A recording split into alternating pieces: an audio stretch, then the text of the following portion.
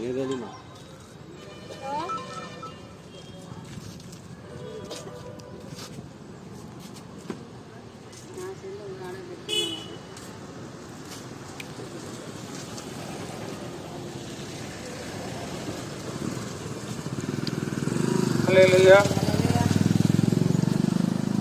పరిశుద్ధ నామానికి మహిమ కలుగును గాక.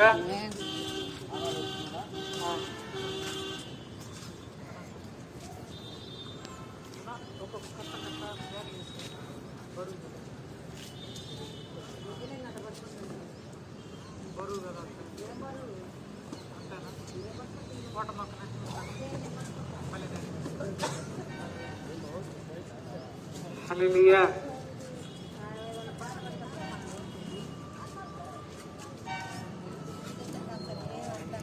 ఈ జీవితం విలువైనది, నరులారా రండని సెలవైనది.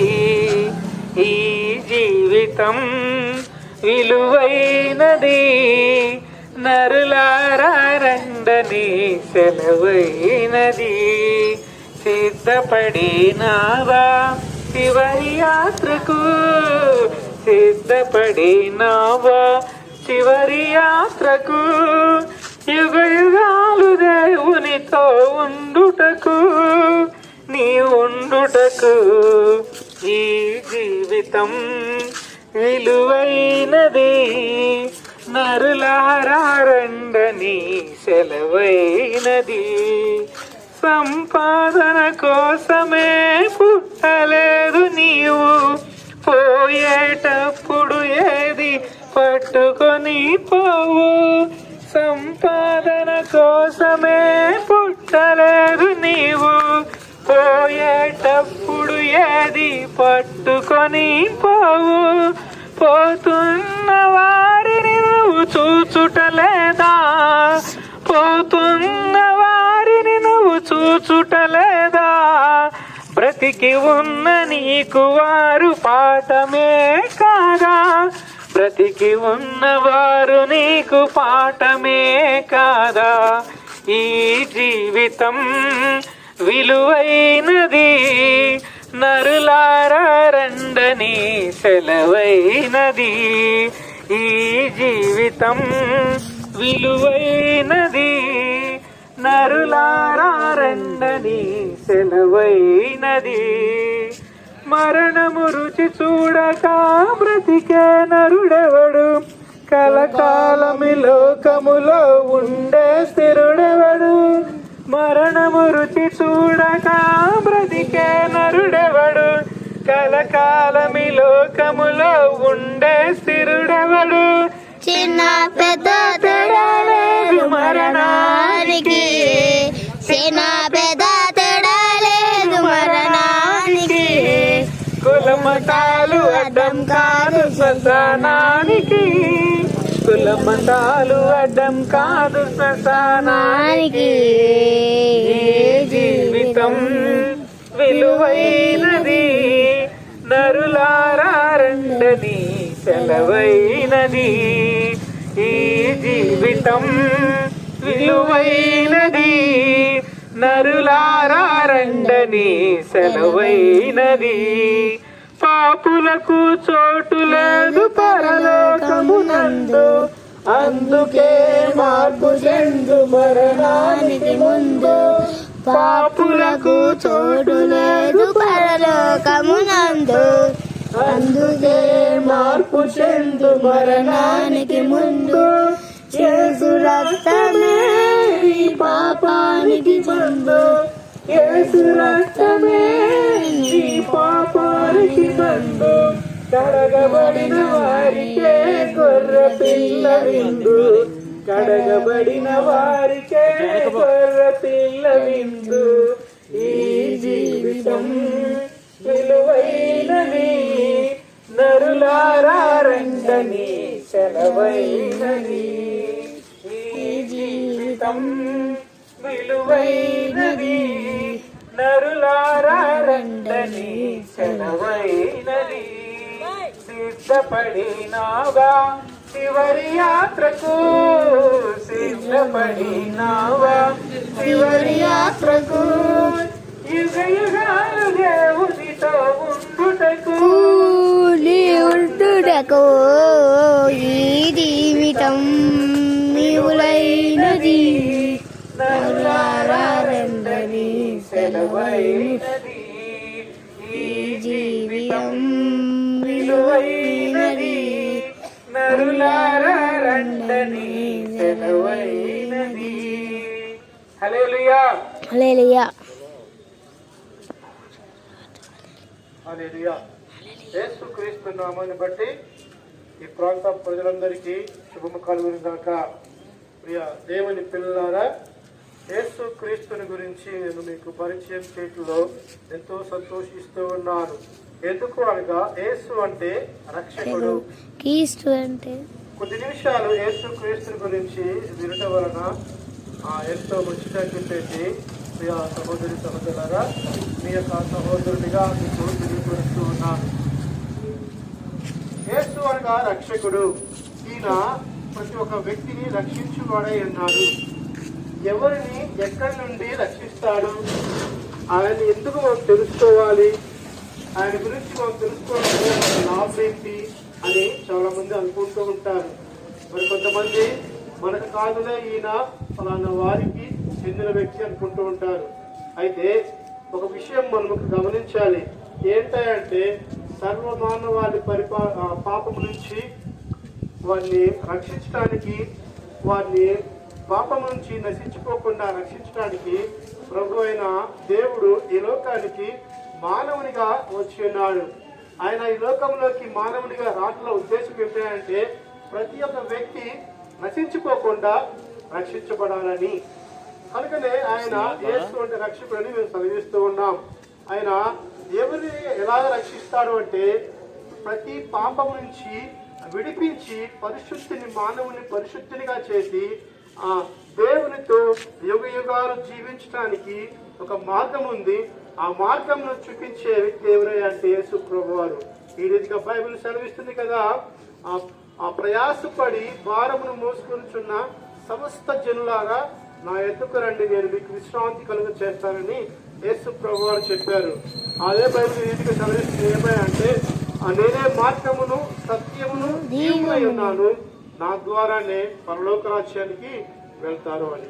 సో యేసు ప్రభు ఏమని సెలవిస్తున్నారంటే మనం పరలోక రాజ్యానికి వెళ్ళాలి అంటే ఒక మార్గం ఉంది. ఆ మార్గమే ప్రభు అయిన యేసు. ఆయన తెలుసుకోవటం వల్ల పరలోక రాజ్యానికి మార్గం మనం తెలుసుకుంటాము. ఆ మార్గంలో వెళ్ళటం వల్ల నరకం నుంచి తప్పించబడి పరలోక రాజ్యానికి వెళ్తాము.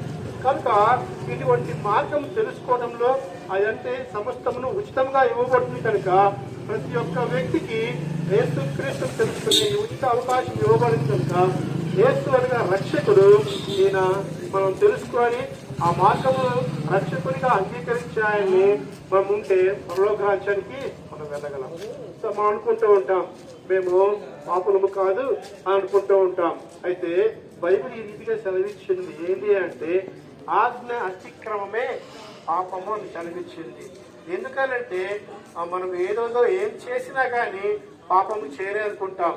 దేవుడైతే ఒక మాట చెప్పాడు, నేను ఈ మాట చెప్తున్నాను, నా ఆజ్ఞ మీరితే అది పాపంగా కన్సిడర్ చేయబడుతుంది అని చెప్పేసి బైబిల్ సెలవిస్తా ఉంది. కనుక ఆజ్ఞ అతిక్రమమే పాపము. పాపం వలన వచ్చు జీతం ఏంటంటే మరణము. అట్టి మరణం నుంచి తప్పించడానికి ప్రభు అయిన యేసు దేవాది దేవుడు ఈ లోకానికి ఆ మానవునిగా వచ్చి ఆ ప్రతి ఒక్క వ్యక్తి ఆ పాపం నుంచి తప్పించబడి పరలోక రాజ్యానికి వెళ్ళడానికి యేసుక్రీస్తు ఈ లోకానికి మన కోసము వచ్చి ఉన్నారు. ఆయన మన కోసం ఈ లోకానికి వచ్చి నీవు నేను పొందవలసిన ఈ శిక్ష అంతటిని యేసు ప్రభు వారే కల్వరి శిలువలో తన మీద ఆ పాప భారాన్నంతా మోసి ఆయన మన కోసం మరణించి చనిపోయి సజీవుడై తిరిగి లేచి 3వ దినమున మనకందరికీ ఆ గొప్ప రక్షణను కలిగజేస్తున్నారు. ఎందుకనగా యేసుక్రీస్తు నందున్న వారికి ఇప్పుడు ఏ శిక్షా విధియు లేదు. ఎందుకంటే ఆయన మృత్యుం చేయడై ఉన్నాడు, పాపరహితుడై ఉన్నాడు. కనుకనే పాపము లేని వ్యక్తి యేసు ప్రభు ఈ లోకానికి వచ్చి మన కోసం చనిపోయాడు. కాబట్టి ఆయన ఆ యొక్క పాపానికి ఉన్నటువంటి వెల చెల్లించాడు కాబట్టి ఇక శిక్షావిధి ఏమీ లేదు. కనుకనే ఆయన యందు మనం ఉంటే మనకి రక్షణ కలుగుతుంది. ప్రియ సహోదరి సహోదరులారా, యేసు ప్రభు అనుగ్రహించినటువంటి ఈ రక్షణ సువార్త ఎందుకు వచ్చినప్పుడు పెద్దతో ఆలోచిస్తే నేడు సమయం ఉంటుందానే ప్రభుని యేసుని రక్షకునిగా అంగీకరిస్తే ఈ హృదయము ఎంతో సంతోషిస్తూ ఉంది. ఎందుకనగా పాపం వల్ల వచ్చే మరణం కనుక అట్టి మరణం మానవుని ఏడుతూ ఉంటే మానవునికి మనశ్శాంతి లేక ఎంతో వేదన చెందుతూ ఉంటాడు. కనుక ఆ మనశ్శాంతి కలిగిన మానవునికి వస్తే సమాధానం అతను ఏడుతూ ఉంటే ఆ వ్యక్తి సంతోషంతో ఎంతో సంతోషంగా తమ జీవితాలను జీవించగలడు. కనుక ప్రియ దేవుని పిల్లారా, ఈ లోకంలో మనం జీవించిన జీవిత కాలం అంతయు మన ఇష్టానుసారంగా జీవిస్తూ ఉంటే దేవుని తెలుసుకునే ఆ విధానంలో మనం కోల్పోతూ ఉన్నాం. మనకి శ్రమ దుఃఖము ఇవే మానవుణ్ణి నడిపిస్తూ ఉంటాయి. దేవుని తెలుసుకునే గొప్ప భాగ్యాన్ని పోగొడుతూ ఉన్నాయి. అయితే సృష్టికర్త అయిన దేవుని తెలుసుకొని ఆయన వెంబడిస్తే ఆయన అంటున్నాడు కదా, నిత్య జీవాన్ని నీకు ఇస్తా అంటున్నాడు. కనుక సృష్టికర్త ఎవరో తెలుసుకోనండి, ఆయన రక్షకునిగా అంగీకరించండి, ఆయన్ని వెంబడి. మానవా నీ పాపం మానవా యేసయ్య చెంత చేరి నీ బ్రతుకు మార్చుకోవా. పాపములోనే బ్రతుకుతున్నతో చెడును నీ దేహము, పాపములోనే మరణించిన చో తప్పదు నరకము. పాపములోనే బ్రతుకుతున్నతో చెడును నీ దేహము, పాపములోనే మరణించిన చో తప్పదు నరకము. ఓ మానవా నీ పాపం మానవా యేసయ్య చెంత చేరి నీ బ్రతుకు మార్చుకోవా. మానవా నీ పాపం మానవా యేసయ్య చెంత చేరి.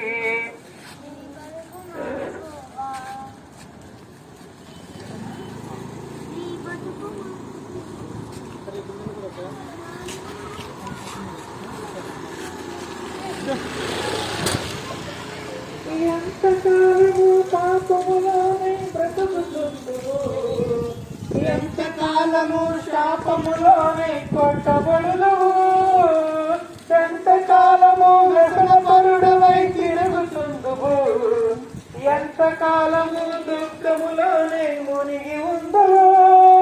యేసుని నమ్మి పాపము నుండి విడుదల పొందుము. యేసయ్యే తన రక్తముతో నీ పాపం కడుగును. యేసుని నమ్మి పాపము నుండి విడుదల పొందుము.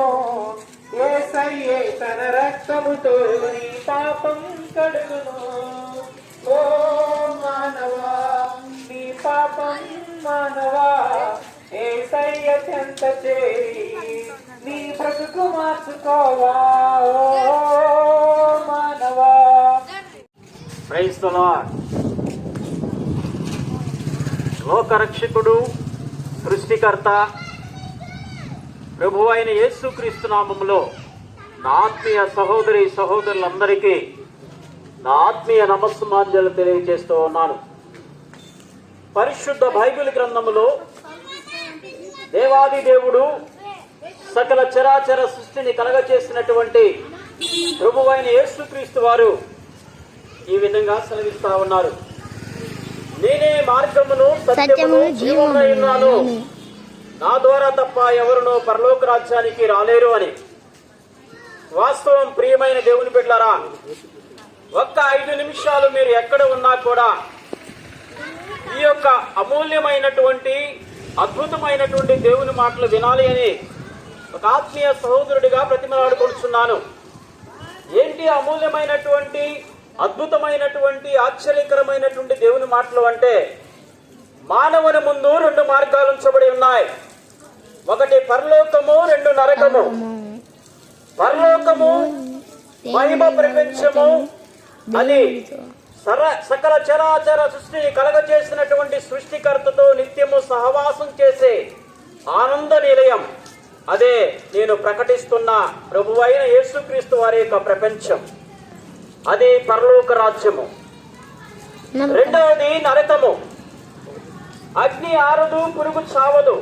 అది ఎవరికయ్యా నరకము అంటే, దేవుడు సృష్టించినటువంటి మానవుడు ఈ లోకములో నా జీవితం నా ఇష్టం అని బ్రతుకుతూ పాపములో కొట్టుమిట్టాడుతూ దేవుని మాటను లెక్క చేయక పాపాన్నే చుర్రుకుంటూ పాపములో జీవిస్తూ పాపములో మరణించినటువంటి వారందరికీ కూడా నరక ద్వారాలనేవి ఎదురు చూస్తూ ఉన్నాయి. పాపములో జీవించే మానవుని హృదయంలో సంతోషము సమాధానం ఉండదు. ఎప్పుడైనా గమనించారా?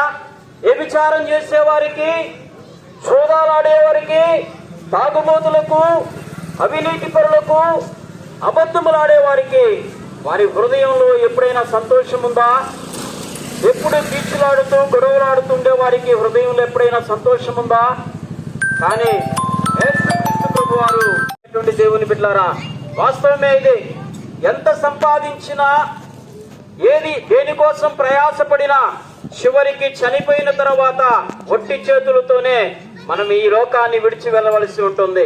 అందుకనే ఒక మహానుభావుడు అంటాడు, నేను ఈ లోకానికి వచ్చి ఎంతో ప్రయాసపడ్డాను, కత్తి చేత రాజ్యాలను జయించాను, జగజ్జేతగా ప్రపంచ విజేతగా కొనియాడబడుతున్నటువంటి నేను చనిపోయిన తర్వాత ఒట్టి చేతులతోనే వెళ్తున్నాను అని చెప్పి ఆ ప్రపంచ విజేత ప్రపంచానికి ఒక అమూల్యమైన సందేశాన్ని ఇచ్చాడు. కనుక ప్రియమైనటువంటి దేవుని బిడ్డలారా, దేనికి ప్రయాసపడినా, దేనికోసం ఉరుకులెత్తినా పరుగులెత్తినా చివరికి ఒట్టి చేతులతోనే మానవుడు ఈ లోకాన్ని విడిచిపెట్టి వెళ్ళాలి. మానవుడు ఈ లోకంలో జీవించి ఉండగానే తీర్మానం తీసుకోవాలి. ఆలోచన నీదే. ప్రియమైన దేవుని బిడ్డలారా, మానవుడు ముందు ఉంచబడిన ఈ రెండు మార్గాల్లో నేను ఏ మార్గంలో ఉండాలి అని చెప్పి నిర్ణయం తీసుకోవాల్సింది మానవుడే. అయితే పరలోకంలోనైనా ఉండాలి, లేదా నరకంలోనైనా ఉండాలి. నరకములో నిత్యము అగ్ని ఆరదు, పురుగు చావదు, మరణము రమ్మన్నా రాదు. ప్రియమైన దేవుని బిడ్డలారా, పాపములో జీవించే ప్రతి వానికి నరకము ఎదురు చూస్తా ఉంది. పాపములో జీవించే మానవుని హృదయంలో సంతోషము, సమాధానము, నెమ్మది ఉండదు. కనుక సమాధానం ఇచ్చే దేవుణ్ణి నీ హృదయంలో ఎందుకు చేర్చుకోకూడదు? నరకాన్ని తప్పించి పరలోక రాజ్యాన్ని ఇచ్చేటువంటి దేవాది దేవుణ్ణి నీ హృదయంలో స్థానం ఎందుకు ఇవ్వకూడదు? కనుక ప్రియమైనటువంటి దేవుని బిడ్డలారా, మన ముందు ఉంచబడినటువంటి మానవుని ముందు ఉంచబడినటువంటి రెండు మార్గాల్లో అయితే పరలోకంలోనైనా ఉండాలి, లేదా నరకంలోనైనా ఉండాలి. చీకటి వెలుగు ఎలాగున్నాయో, నీతి అవినీతి ఎలాగున్నాయో, పరలోకము నరకం అనేవి కూడా ఉన్నాయి అని చెప్పి పరిశుద్ధ బైబిల్ గ్రంథం బహు స్పష్టంగా తెలియజేస్తా ఉన్నది. ఇంకొక బైబిల్ లేఖనములో దేవుడు బహు స్పష్టంగా మానవాళికి సెలవిస్తా ఉన్నాడు. ఓ మానవుడా, నీ జీవం మైపాటిది, ఇంతలో కనిపించి అంతలో మాయమై ఆవిరి వంటిది కాదా? నీటి మీద బుడగ లాంటిది కాదా? రాలిపోయే గడ్డి పువ్వు లాంటిది కాదా?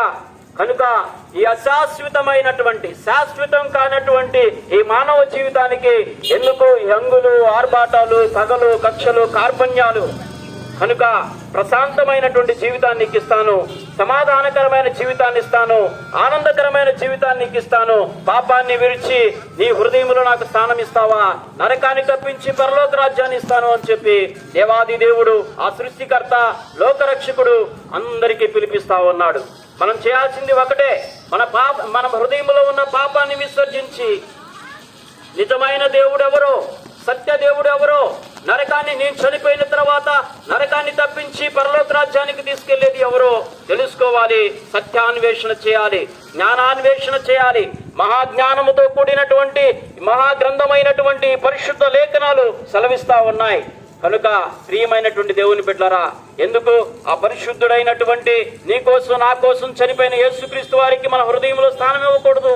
పాపాన్ని విసర్జించి పరిశుద్ధంగా ఎందుకు బ్రతకూడదు? కనుక అట్టి కృప, అట్టి జ్ఞానము దేవాది దేవుడు మనందరికి ఇవ్వాలి అని, ఆ యొక్క నరకాన్ని తప్పించి పరలోక రాజ్యానికి వెళ్ళడానికి యేసు ఒక్కడే మార్గమని తెలుసుకునేటువంటి జ్ఞాన నేత్రాలు ప్రతి ఒక్కరికి దయచేయాలని ప్రభు అయిన యేసుక్రీస్తు నామం పేరిట ఈ యొక్క చిన్న మాటలు ఆయన వినికిడిలో వినిపిస్తున్నాను. ఈ యొక్క వాక్యము దేవుడు తన వినికిలో దీవించి ఆశీర్వదించునుగాక. ఆమేన్. Praise the lord.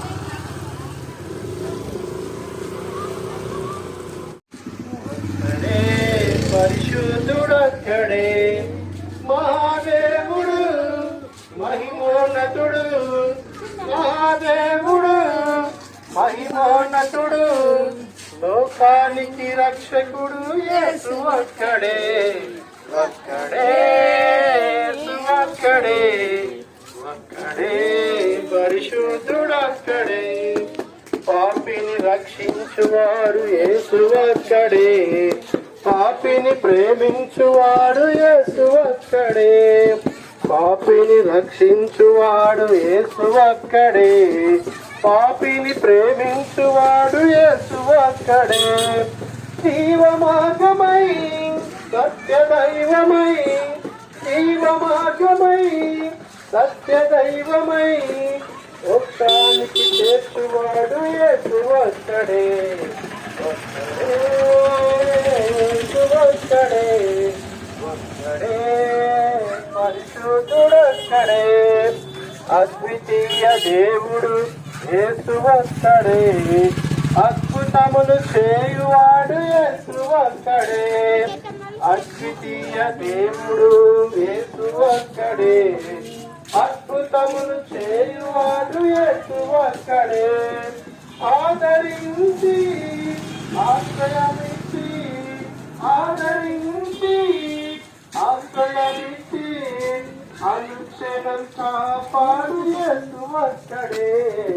ఒక్కడే యేసు ఒక్కడే, ఒక్కడే పరిశుద్ధుడొక్కడే. నిత్యము ప్రేమించువాడు యేసు ఒక్కడే, నిత్య శాంతినిచ్చువాడు యేసు ఒక్కడే. నిత్యము ప్రేమించువాడు యేసు ఒక్కడే, నిత్య శాంతినిచ్చువాడు యేసు ఒక్కడే. నీ వేదనలో నీ బాధలలో, నీ వేదనలో నీ బాధలలో, నీ అండగా నిలుచువాడు యేసు ఒక్కడే. ఒక్కడే యేసు ఒక్కడే, ఒక్కడే పరిశుద్ధుడొక్కడే. మహాదేవుడు మహిమోన్నతుడు, మహాదేవుడు మహిమోన్నతుడు, లోకానికి రక్షకుడు యేసు ఒక్కడే. ఒక్కడే యేసు ఒక్కడే, ఒక్కడే పరిశుద్ధుడొక్కడే. కూర్చో తీసుకురా, ఇక్కడ ఈ ఇంట్లో వాడి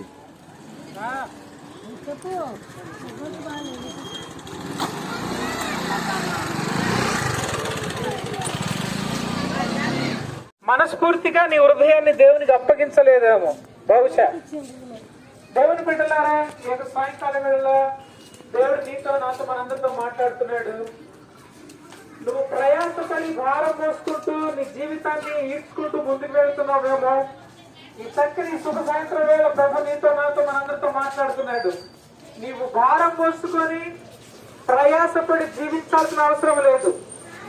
నిజంగా నువ్వు ప్రభుని ఆశ్రయించిన వాడివైతే, యేసు ప్రభు నమ్ముకున్న వాడివైతే, ఖచ్చితంగా నీవు స్వతంత్రుడివి, నీ భారము నుండి విడుదల పొందిన వాడివి. ఈ సత్యాన్ని నీకు తెలియపరచడానికి మన ప్రాంతానికి వచ్చి ఉన్నాం. ప్రభు మాట్లాడుతున్న మాట చక్కని మాట ఏంటంటే, యెషయా గ్రంథము 26:3లో, ఎవరి మనసు నా మీద పూర్ణంగా ఆనుకొని ఉంటుందో వాడిని నేను పూర్ణ దీర్ఘశాంతం గల వాడిగా చేస్తానని వాగ్దానం చేశాడు. వాగ్దానం చేసిన వాడు నమ్మదగిన వాడు కనుక ఈ యొక్క సాయంకాలం వేళ నేను నీతో మనందరితో మాట్లాడుతున్న మాట ఏంటంటే, దేవుడు నీవు నిజంగా ఆయన మీద ఆధారపడితే దేవుడు ఖచ్చితంగా నిన్ను దీవించబోతున్నాడు. ఈ సాయంకాలం వేళ నిన్ను దీవించబడాలి అంటే, నేను దీవించబడాలంటే చిన్న చిన్నవి ఉంటాయి మన జీవితాల్లో, వాటిని ఒప్పుకొని విడిచిపెట్టడమే. అందుకని యెషయా గ్రంథం 60 అధ్యాయంలో ఒక మాట ఉంటుంది, 59 అధ్యాయంలో, నీకు నాకు మన మధ్య అడ్డుగోడగా నీ పాపములు నా పాపములు పేరుకుపోయినాయి, వాటిని తొలగించుకుంటే చాలని అంటున్నాడు దేవుడు. మన మురికి కాలంలో చెత్త తిరుగుపోతుంటేనే కంపు కొట్టితే మనం మున్సిపాలిటీ వాళ్ళకి కంప్లైంట్ చేస్తాము.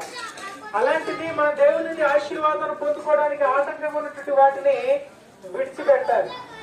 అవి ఏమైనా కావచ్చు. దేవుని బిడ్డలారా, పాపమే పాపం అంటే మనం అందరం అనుకుంటాం వ్యభిచారము, మోసము, దొంగతనాలు ఇవే అనుకుంటాం పెద్ద పాపాలు.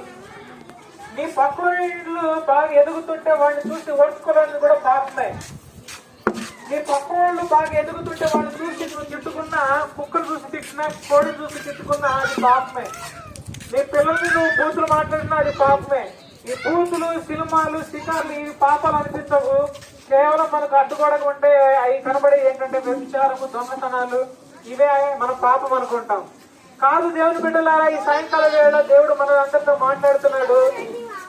నీకు నాకు అడ్డుగోడగా మనసు నిండిన గమ్యమైన రమ్యమే నీవు మరపురాని కలరసములం గురుదులే నీవు నడబాయలేనన్నా నిజ స్నేహమే నీవు నీ ప్రేమ కౌగిలిలో ఆనందమే నీవు చల్లడిల్లే తల్లి కన్నా మించి ప్రేమించే తనువు తీరే వరకు నన్ను విడువలేనంతే చల్లడిల్లే తల్లి వల్లే మించి ప్రేమించే తనువు తీరే